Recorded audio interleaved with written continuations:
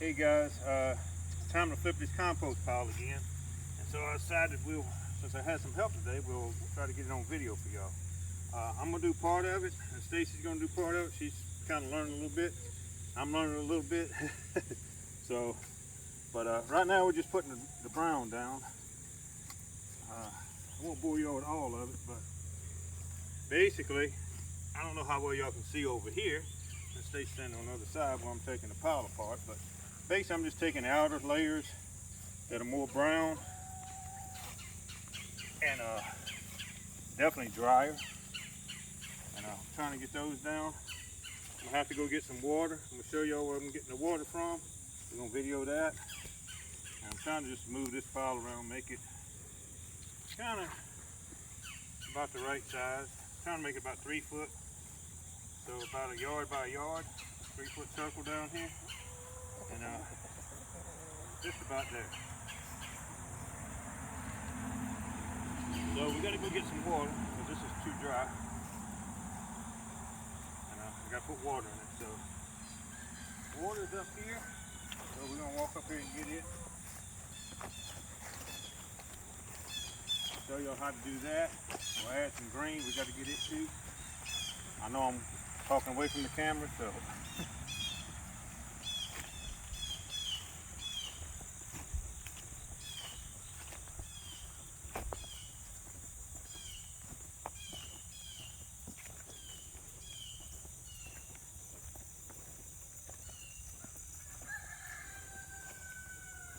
And let you come over here and you get a picture of what we actually get the water out of.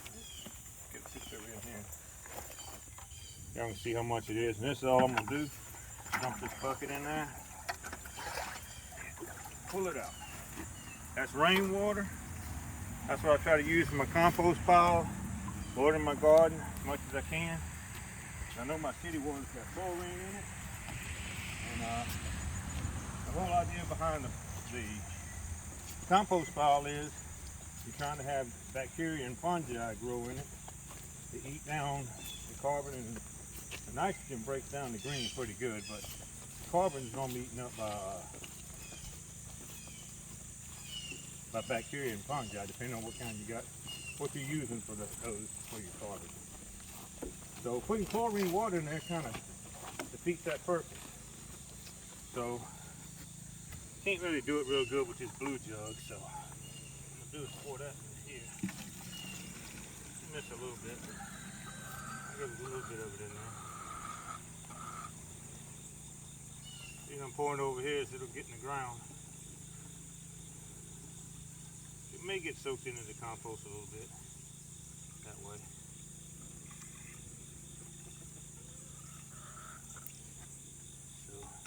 I hadn't been wrapping mine because it's been raining. I may actually have to get the tarp and put over it.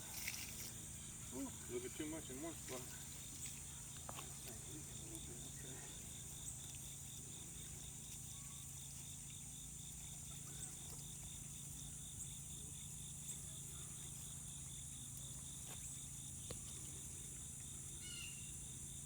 If it gets too dry, it won't get hot. If it gets too wet, it goes anaerobic. I want to try to keep it aerobic, and I also want to try to keep it wet enough that it actually works. Throw just a little bit more dry on top of that. Not a lot. I've seen a couple little bare spots, or thinner spots, let's say it that way. Try to get Stacy to pause in just a second. I want to bore y'all with the same old routine here, but while we go get the green, I got to load it in a bucket and bring it back over. All right, we're gonna pause it for just a minute. Okay guys, I'm gonna try to look at y'all while I'm talking a minute.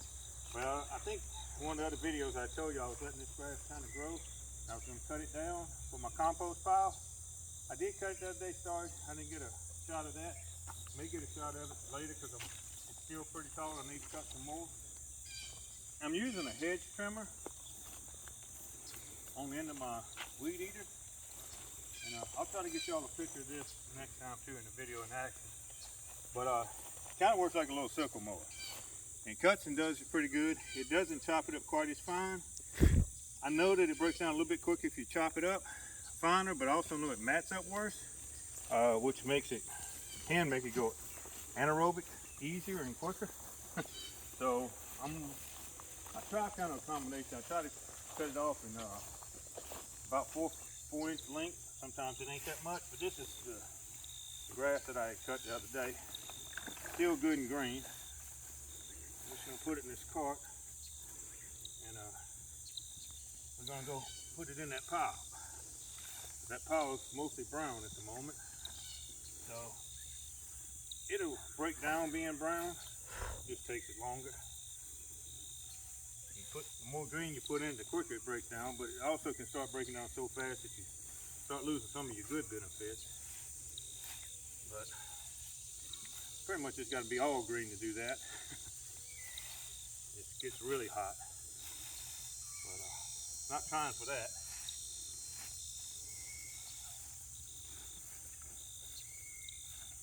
All right, I think we can use all of this green, so I'm gonna try to get it all in here.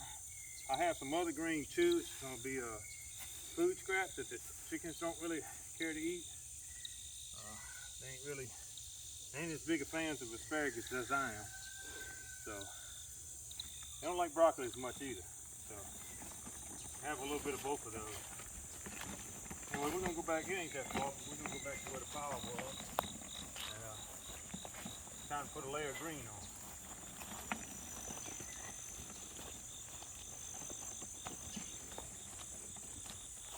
Pretty much do this by hand.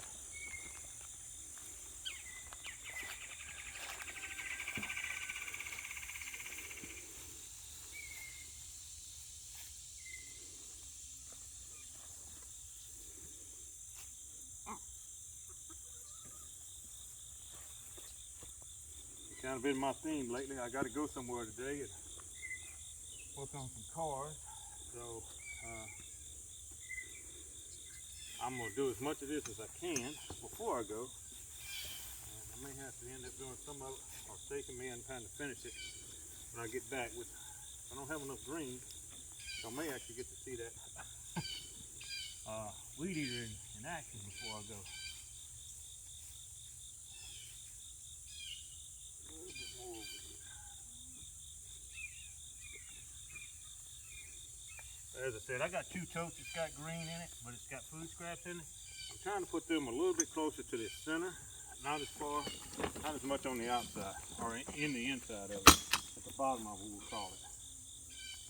All right, I'm gonna throw a little bit more on here, and I'm gonna swap probably with Stacey, and I'll video some of her doing this, because like I said, I'm trying to let her see how it's done, and but by the same token, I'm trying to show her how it's done, so she knows what she's doing a little bit. And as I said, this is about the second or third one of these I've done. Most of mine have been a lot longer and a lot colder type composting. But I'm actually needing the compost, so I'm trying to make a couple of these kind of piles so I can get it a little bit faster. And so we're both gonna have to learn a little bit about this process. I flipped this one a couple times already, and I don't think Stacey's flipped one yet, so it'll be a learning experience for both of us. So this one just about got it. Covered up the green. Got a little bit of extra green right there. It was in the other pile. So, I don't know if they can see it, baby. Can you see that steam coming out of there? So when you see steam, it's pretty hot. I don't know if y'all can see it or not, but the steam's coming out like right in here. I'm not fixing to touch it because when it's steaming on a hot day, it's hot. These piles can get over, I guess I've heard they can get over 200 degrees. You don't shoot for that. Shoot for about 170 degrees Fahrenheit. It's about as hot as you really want your pile to get. Some people say, well, it kills all the bacteria. It actually doesn't. But a lot of the ones that I need, my soil hopefully is never 170 degrees. They actually go dormant But when the pile starts to cool off, they'll, the ones that I like will come back to life and normally finish the pile off. So you try to keep it that hot long enough to kill all the seeds, weed seeds and seeds, and that's basically what it's for. More than anything else, it's just to kill off the weed seeds that can be put in when you're cutting grass and different things. You get different seeds in there. You try not to have them go through everything. Go ahead and pause it. Okay, Stacy's going to add the next green layer, and she's going to do the next brown layer. So I'm going to try to keep her in focus and also help her to get it about right. Her green's a little bit thick in one area, so that highest hump, baby, is a little bit on the thick side. There you go. Well, not that. There you go. That's the part right there. Okay, that's good. That's all you got. There's plenty there. Just want to cover it up, and yeah, just keep going. Need more than that on it. And we need to bring it all the way out to these two outside corners where I still see brown. One of the things I am going to talk about a little bit is, and that's, I'm going to have to get off Stacy just for a second, is those two yellow totes over there, the black totes with the yellow lids. Let's put it that way. I always call them yellow totes because they got yellow lids, but they're black totes actually with yellow lids. All right, that's good. And now she's going to be adding some of the brown. We try to get the brown on the outside where it's not been in the center, and now we're throwing that actually into the center. And then what we'll do is we'll take off the center, but eventually you're trying to move the outside to the inside, and the inside to the outside is you're turning it. So it all gets heated up. Otherwise you could just leave it in a pile. As clumpy as my stuff is, it probably gets air in there pretty good. I haven't seen any bad signs yet. One of the things you can look for when that steam's coming out is you'll see something that looks like a fungus in there, but it's actually looks like a white fungus growing. It's actually a bacteria. It's also an anaerobic bacteria. It's not one of the bad guys. It's actually a good guy, anaerobic, but I'm still not looking for that. Like I said, I want to keep it oxygenated, which is aerobic, and so that's what we're trying to do. I'm trying to look at the pile without the camera because it's smaller on this video and see when she's got enough brown. But anyway, I'll come around to the other side because she's moved around some, and she's got a little bit down here on this side of the pile. On the bottom, she's got a good bit she's grabbing right now. Like I said, I can't see as well in this camera. I don't have my glasses on. Because I sweat so bad I can't see it. It just drips all over them. So she's almost got that. Anyway, what's in those totes is vegetable scraps. And we're going to put that more in the center, a little bit higher, one more layer of green and one more layer of brown, and then we're going to put that in. It has a different bacteria, and you're trying to get as many as you can in there. It helps. So, all right guys, I'm going to pause it one more time. We're just about ready to add the green. It doesn't look like we're going to have enough, so I'm going to pause it, and we'll probably have to cut some more. Okay guys, we run out of green. We only had like a handful left, which is what I was afraid of. But anyway, we got a little bit more here, and I got a whole bunch more out by the road. But I'm going to crank up the weed eater. I'm going to show you how it works a little bit. This is the regular string weed eater. I can use it if it gets too low, but I'm going to start off with this sickle mower thing. It's going to get maybe a little loud when we crank it, so.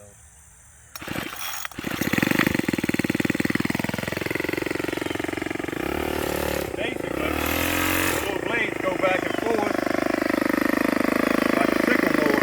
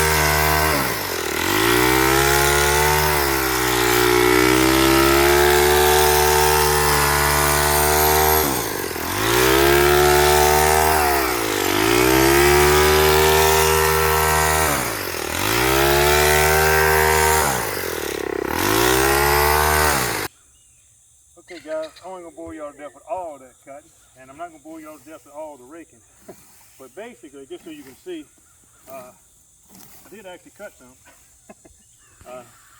Went just going across the top of it.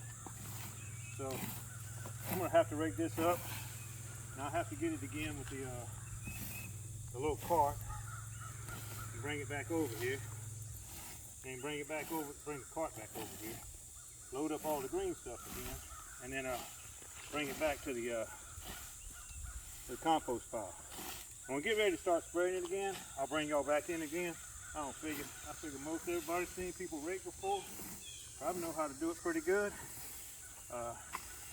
So I'm not gonna bore y'all with a whole bunch of this raking, but did want y'all to see that thing in action. And like I said, it cut it down pretty good. That's one of its drawbacks. It can't get quite as low as the string, but like I said, if I just want to cut it, I can not to use it for compost, or even to use it for compost. I can cut it at this point, either with the string weed eater or with the lawnmower. They both gonna cut it off about the same. It ain't gonna be very long because it ain't very long anymore. It's only a couple inches. Okay, like I said, we're gonna pause it now, and I will meet y'all back over at the compost pile. Okay, guys, this is some greens that we didn't get to in time. Ain't all gonna come out of there, but I'm gonna put a little bit more than I can get out there. This one has been fermenting a little bit longer. Had some corn that should have got to the chickens, but we didn't. So it's fermenting now. They'd actually probably still eat it. It's not the best stuff to put in there, but it'll be okay. That's not the kind of stuff I want to put in there anaerobic. I'm gonna put aerobic stuff in there, but it will get oxygen in it now and change a little bit. So that's a little bit of the food scraps that we get. And different foods have different bacteria on them. It's one of the reasons we want to put the food scrap in there. I also want to put them in the center. More in the center. This is not considered, we call it in the middle of the pile.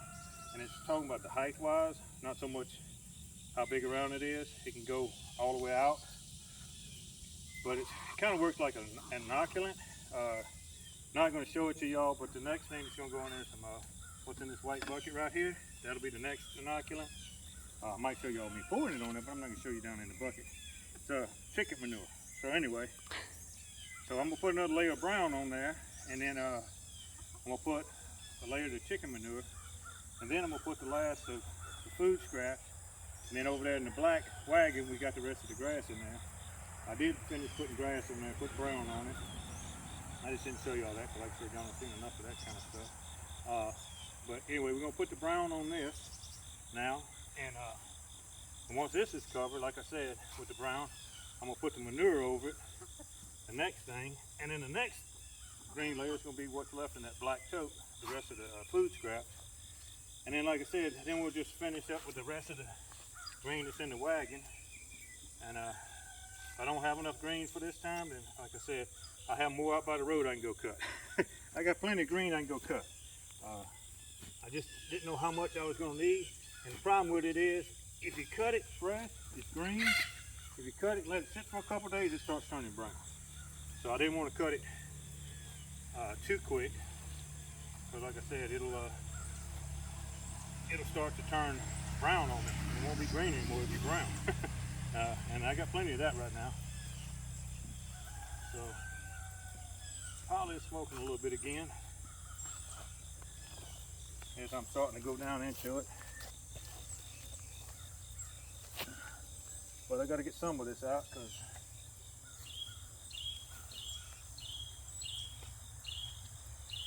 I have to knock it down a little bit there to get it out from underneath it. Okay, we're going to pause it again. Like I said, we'll finish getting this pile in. I'll show y'all the manure going on, and I'm going to show y'all the finished pile. Like I said, I ain't going to bore y'all with making the whole pile. This could take 30 to 40 minutes. And I ain't gonna make y'all watch 30 or 40 minutes of this. So, all right, guys, we'll see y'all in just a little bit. Okay, guys, this is chicken manure. It's a little bit wet, so it's gonna be a little bit on the sloppier side. Anyway, this is gonna be the The next thing I'll put in it is another inoculant. They have bacteria in chicken manure, all manures. And, so you kind of want most of that stuff in the center of the pile.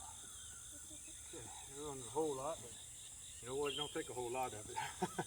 So if it's a smell-o-vision, you can smell it, but it's not too bad. But it got wet, and that's why it's got a smell to it. If it wouldn't have been wet, it wouldn't have had any smell to it at all. But all this carbon going back on it, you won't be able to smell it for very long. You won't smell it at all once it's completely covered, but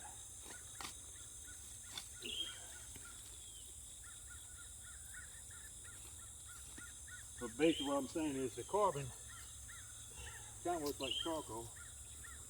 Not exactly, not quite as good as charcoal does, but it's basically what keeps the pile from smelling so bad. It absorbs, breaks it down, the carbon in this brown stuff, and actually keeps this pile from smelling too bad. You don't want it to smell.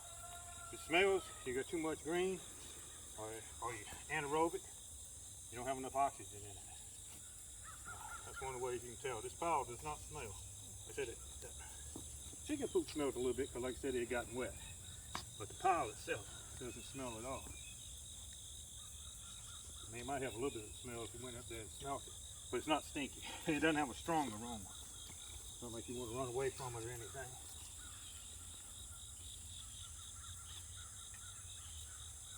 I'm gonna put a little bit more of this on there. I'm gonna put the last of the vegetable greens in there. Then, like I said, guys, I'm gonna pause it for the rest of the building of the pile.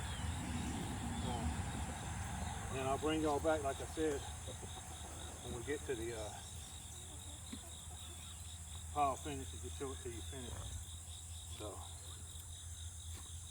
we got about probably 15, at least, more minutes. It's getting stuck there. Starting to get matty. I'll have to break that up. It's okay. It's one of the things this shovel, this fork is good for.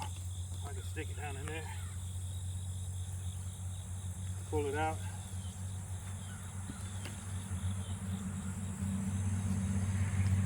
Make air holes in it pretty good for this thing.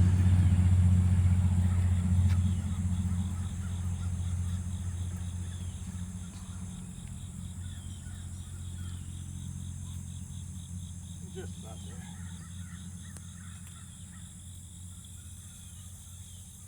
Start mounding up a little bit. It needs to be about 3 foot across. It's a little bit bigger than that. And then it needs to be about 3 foot tall. So you want a cylinder kind of. Some people want them actually fatter than that, and I wouldn't mind it being fatter. That's kind of clumpy. I don't know if y'all can see that, but I can break that up pretty good. Didn't have any white moldy stuff on it. It looks like mold or fungus, so it still had plenty of oxygen in it.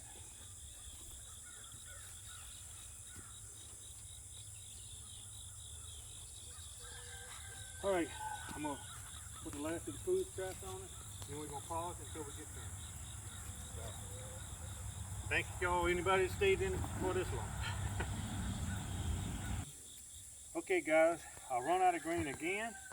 I put all the food scraps, which you've seen, and I put another layer of brown. I put all the rest of the green was in the wagon over there. It's called a buggy. The wife says I call everything a buggy. That's a wagon, got 4 wheels, the buggy's got 2. Anyway, so I now get more green, and where I'm gonna have to get that from is out by the road with my weed eater and stuff. So I'm gonna end this video here, but I want to say one thing, and then we'll talk about it another time when I'm actually using the compost a little bit more in depth. But one of the reasons I'm trying to get the compost made is to help my soil out, because guys that know me doing mechanic work know I don't want to know just what's broke on the car. I want to know what, not necessarily all the time why it broke, but how it works, how the relationship, what made it. So let's say the mass airflow sensor breaks, what it does to the car. I'm not going to go into all the details of that, but I want to know what the mass airflow sensor does, not just, there's ways you can tell, hey, this part's broken, you can replace it and the car runs good. I've always was in the field of wanting to know what the mass airflow does, how it does it, why it affects it the way it did, and that way it makes it a little bit easier to be able to diagnose it. Well, I'm kind of the same way with the gardening. I've been doing a lot of watching and researching, and I found out a lot about aerobic composting, composting tea and composting extraction, helping especially clay soil or compacted soil look a lot better like loam soil, let the roots go a lot deeper. Like I said, I'm not going to go into all the details of it right now, but it's all from the microbiology in it, and that's one of the reasons that I'm trying to get a lot more compost piles and more of this kind, because they're a little bit higher in the bacteria. Like the ones my chickens are making over there that I talked about before, those earthworms come in and do a lot, and they got microbiology in it, but it's a little bit different. It's from the worm poop and other little things poop. This actually has a lot more living bacteria in it. So does that. Like I said, they poop out a lot of the stuff, and there are bacteria, that's what the worms are eating. But it's a lot longer process to do it that way. They say typically these can break down in 18 days. I'm not necessarily looking for that. I like at least 30 days instead of 6 months, like most of mine take. So, but we're going to end it here. Appreciate y'all watching. We'll catch you in the next one.